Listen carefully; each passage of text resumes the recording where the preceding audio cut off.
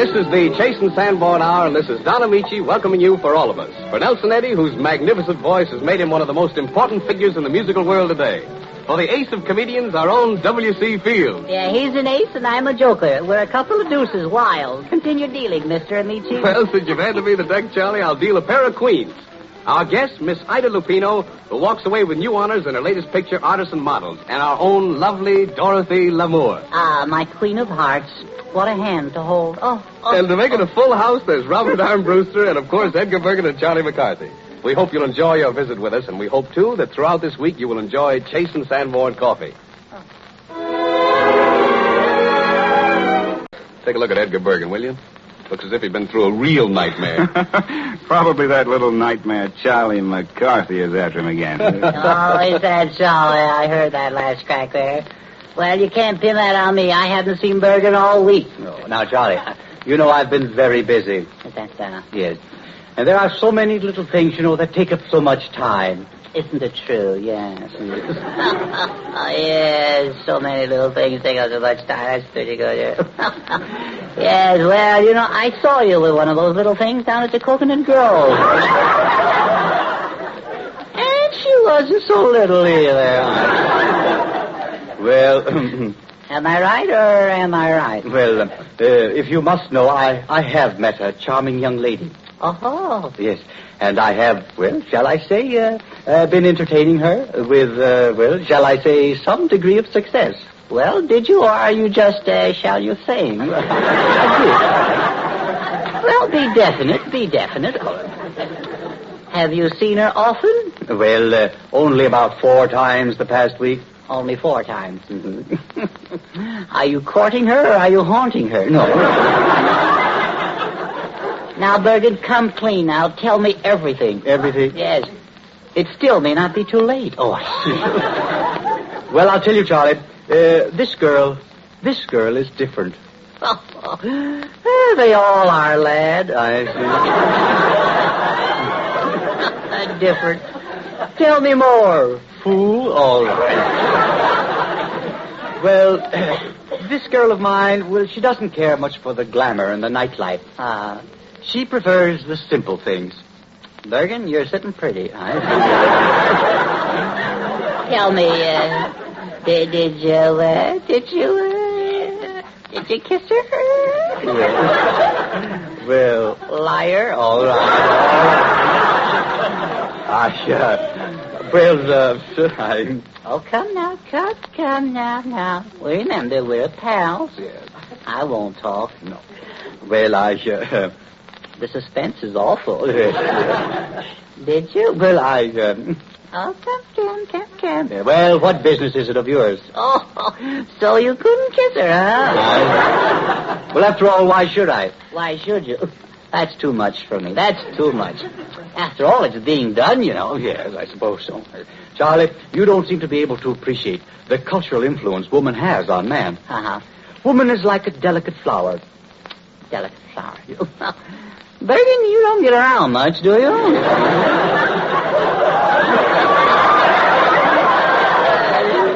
He's so naive, isn't he? Delicate flower. That's all well and good, but that can be carried too far, I see. Well, now, I'm not going to tell you any more about her. Oh, you're not? No. Well, why? I always tell you about my girls. Of course, I have something to tell, Well, this girl of mine, she will undoubtedly go into pictures. Yes? Yes, she says she can act. She says she can act. Yes. Well, then you can be sure she can if she says so. Yes. I've offered to help her get in pictures. That's nice. Yes, but it's so discouraging. Isn't it? Yes. So I gave her a pair of silver foxes, just to cheer her up. Oh, isn't that sweet? Yes. I imagine she likes me a great deal, or she wouldn't have accepted them. Yeah. Pardon me. Go on, won't you? Charlie, frankly, do you think I'm foolish?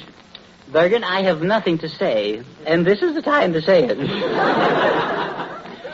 Well, she phoned me this morning to tell me that she received my billet-doux. Your what-a-boo? Billet-doux. No. Yes. Oh, isn't that sweet? What's a billet-doux? Well, it's a letter. Oh, a letter? Yes. Now she calls it a billet-doux. Later on, it'll be called Exhibit A. I see.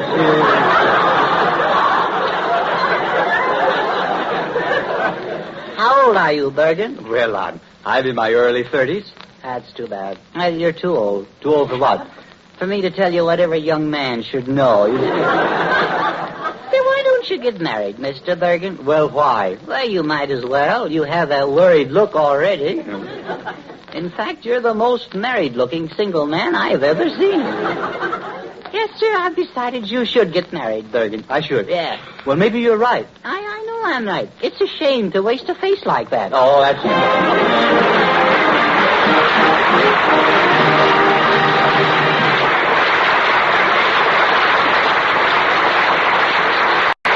Thank you, Ida Lupino. You certainly make a charming baroness.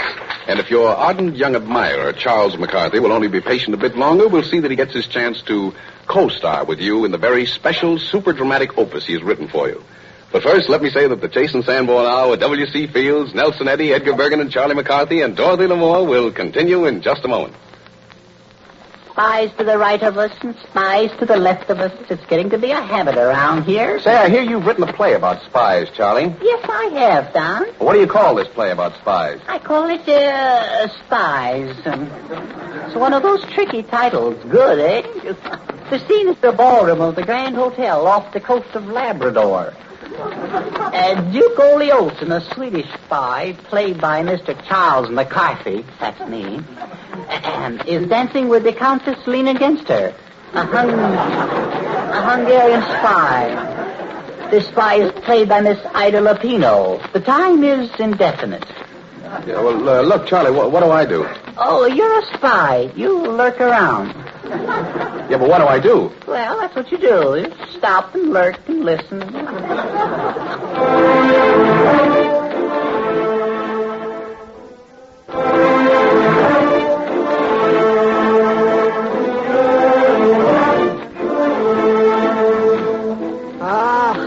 You dance divinely, Duke.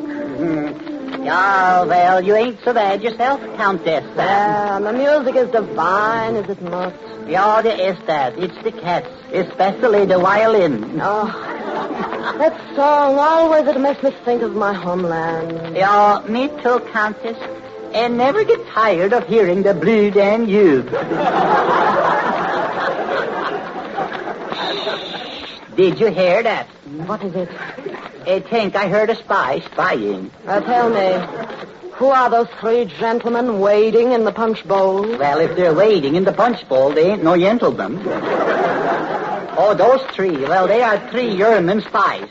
That's hair falling and hair tonic and hair today and gone tomorrow. And behind them is their superior. That's the Baron Nelson von Hede. Tell me, what news from Sweden, Duke? That's bad news. That's very bad, Countess. There is labor trouble in the match factory. Oh, the matches have gone on strike. Oh, what is Sweden without matches? Norway. Yeah. My poor Sweden. Matches, always matches. Oh, how we suffer.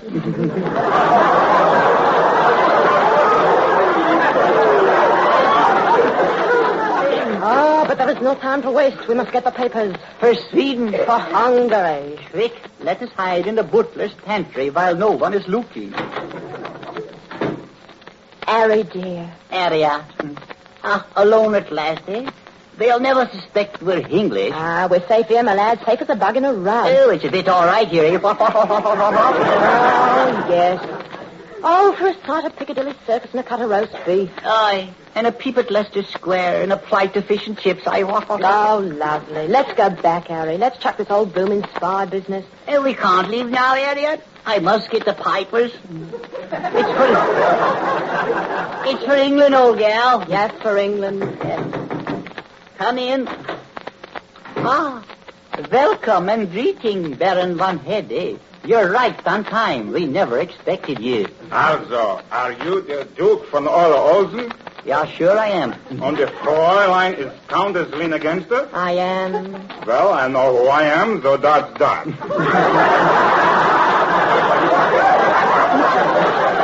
Countess, you will go to Bombay. Proceed with plan 31KX until you contact Spy F7, who will give you the further instructions concerning the campaign along line 55F office.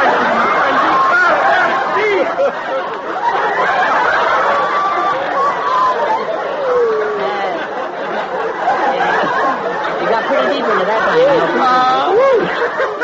That's reduced from 98.50, but still 2 pair of pants. Nun, it's dot clear? That is clear. Ausgezeichnet. Keep in touch with me. Auf Wiedersehen. No, Chichanya. Skull. Sure he's gone, Pat. Faith and so he has, Bridget. Yes. Mm-hmm. Sure, and now we're Irish spies, my darling. And faith and so we are. Yes. Sure, and we have to get the papers, Pat. Faith and so we do, Bridget. Yeah, sure, and it's for Ireland. Faith and so it is. So sure. Faith. Entrez-vous, monsieur. Who is this? I am Don Carlos Amici. Carlos. Yeah, well, I heard you the first time. Who are you? I am a spy. Well, welcome. You have come to the right place, because we are holding a convention. Then we waste no time. I bring the bombs. You, Count, will place your bomb on the banks of the Mississippi Wabash. Yeah, senor. You, senorita, you explode your bomb on the banks of the Mississippi Hudson. We'll never get to the Mississippi. Yeah. But do I pick on the bank, senor? I hate money. Proceed with your tasks. Adios. Tally-ho. Scaram. And now is our chance to get the papers. What papers? The evening papers, to see if the Giants are still on top.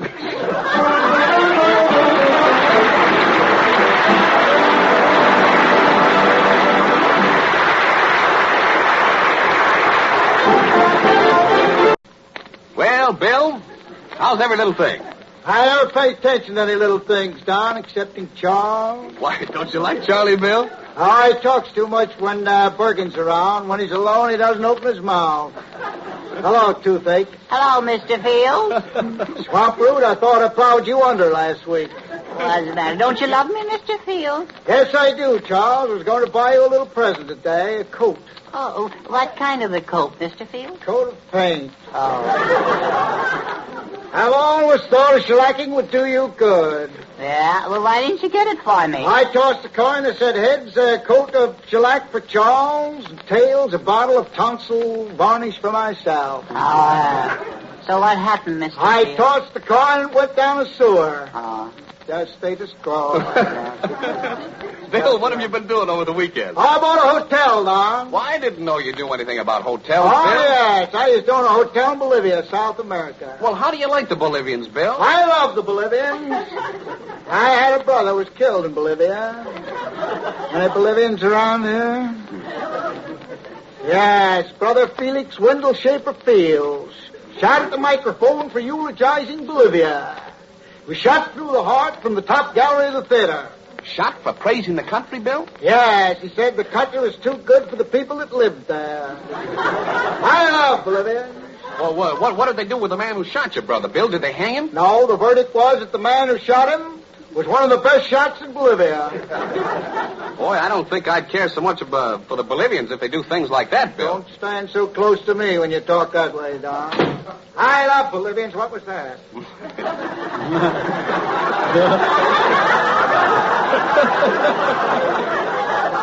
I never met a Bolivian that I wasn't passionately fond of. Oh, that was only a door slamming, Bill. I was in love with a girl in Bolivia once, Don. Oh, is that so? Yeah. I don't Bolivia.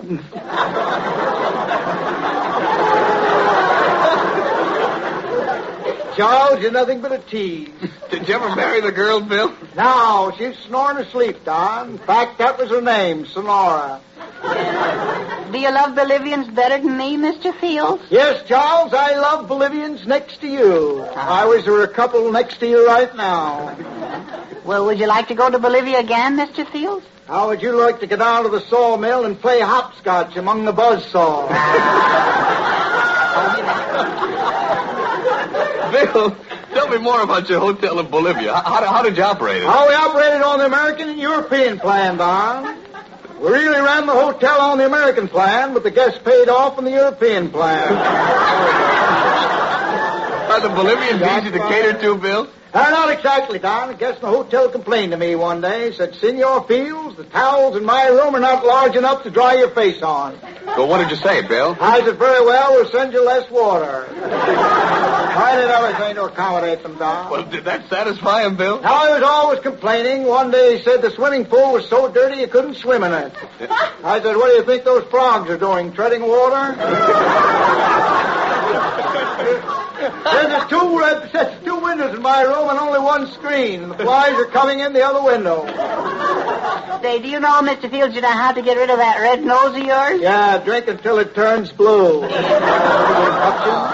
Go ahead, Bill. The flies were coming in the window without a screen in it. Yeah, I said, well, take the screen out of the window that they're not coming in and put the screen in the window that they are coming in.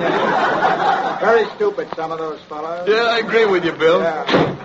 I love Bolivia. What was that, Don? Nothing, Bill. Just another door slamming. Oh, lock those doors, will you? Same fellow fell asleep one day, Don. The flies crawled over his nose. One great big green bottle fly flew in the window, sit down on the end of his proboscis and bit him. Yeah, well, what did he do then, Bill? I put his hand up with his face, brushed his nose, and said, just for that, you all get off. You know the right, you know it, yeah. Wasn't that the hotel you ran right next to a bowling alley? Yes, it was, Charles, but it was so quiet you couldn't hear a pin drop. He's crazy. You're full of ticks, Charles. How would you like me to split you three ways into a tripod?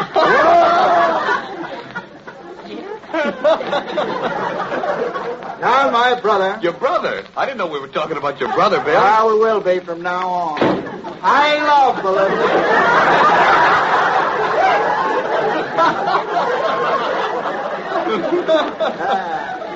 I'm going to keep that door shut.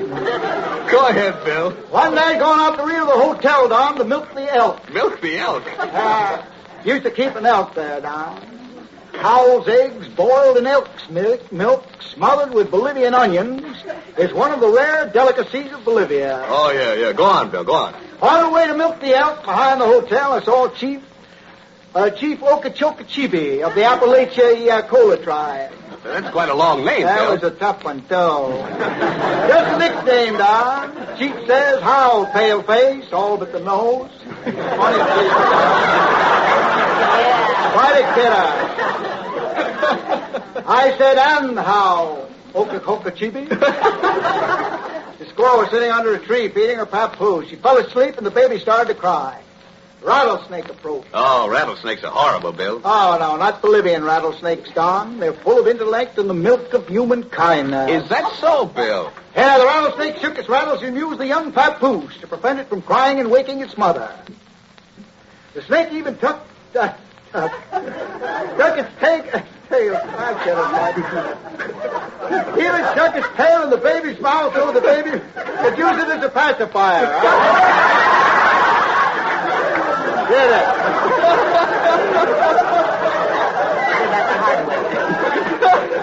Is that a true story, Bill? I beg your pardon, Don. I said, is that a true story? If it isn't, I hope Charles breaks his leg. Both of them. Oh, Bill, but you forgot to tell me about your brother. Oh, yeah, thanks, Don. I inherit some of my absent-mindedness from him. Well, what was this brother's name, Bill? Oh, I'd answer any name, Don, and stand without hitching. Lost his mind from playing marble-de-peg. Well, did he ever get it back again? Oh, yeah, lost his mind. He forgot to play marble-de-peg and got his mind back again. But he's quite a student, Don. Well, what did he study, Bill? Oh, at the graduation exercises, the dean called my brother. Dizzy Dean, I know.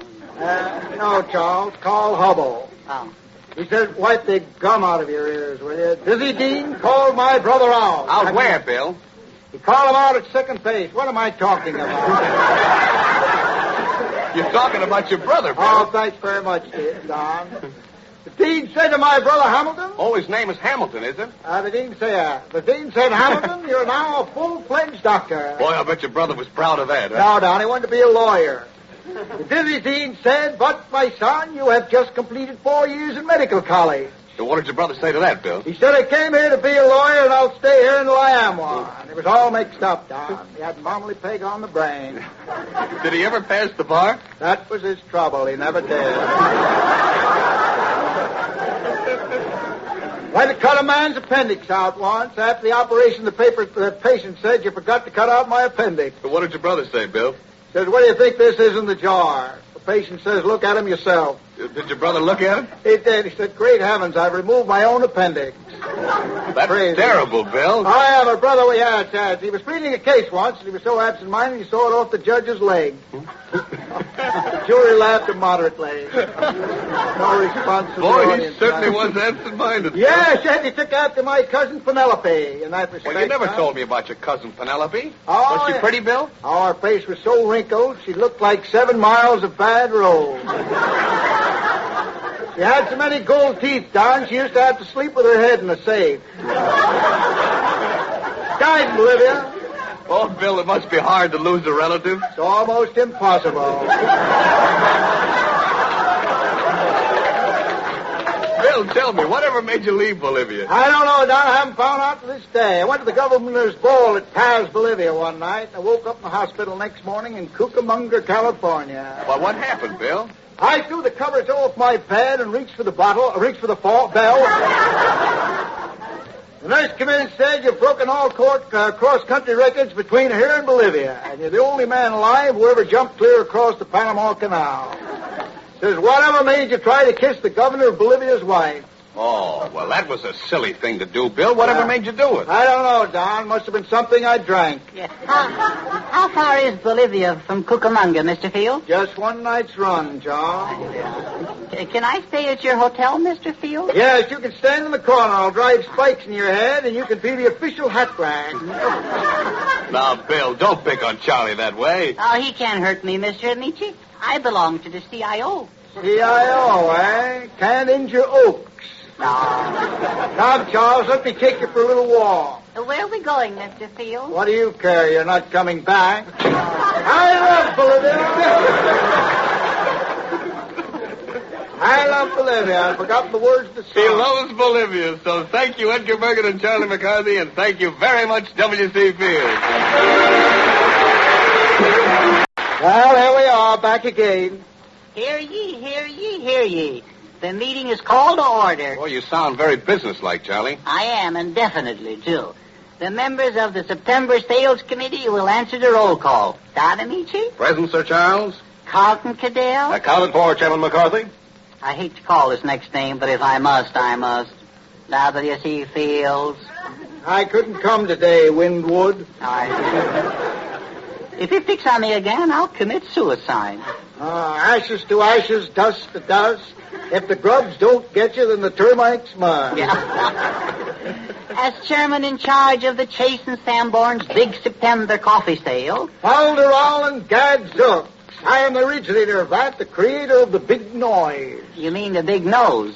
Charles. I have arranged to have a handsome picture of myself and Mr. Fields appear in the American Weekly next Sunday. My profile on the same page with that pulp head? Yes. Why do you say that, Mr. Fields? I'd like to fill you with whiskey, stuff a cork in your mouth, and let it age in the wood. Well, anyhow, to spread the good news of Chase and Sanborn's big September sale of their Slough coffee, remember, September. It's the September-October. Housewives, do not be surprised if any morning now you will find me at your back door selling Chase and Sanborn coffee. Remember, September. Gentlemen, in the spirit of this occasion, it behooves me to call to the attention of every woman who looks for special sales. The big September sale on Chase and Sanborn coffee.